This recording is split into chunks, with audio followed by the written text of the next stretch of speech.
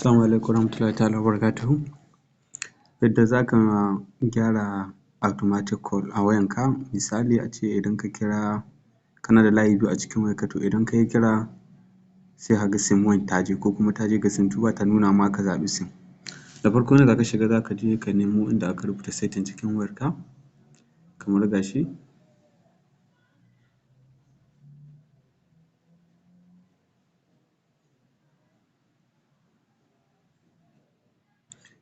Ga setting ɗin wayarmu nan, ga shi nan za mu danna.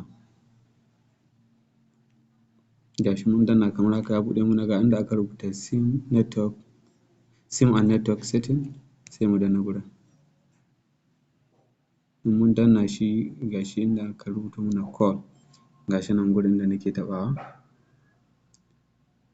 Ga sim one, sim two, nan kuma idan ya dawo nan alama ce ta cewa sai ka zaɓi layi a ciki, amma idan ka bar shi a sim two haka, to a duk lokacin da za ka yi kira, kiran zai je a sim two. Idan kuma ka dawo da shi a sim one, duk lokacin da ka yi kira, kiran zai je a sim one.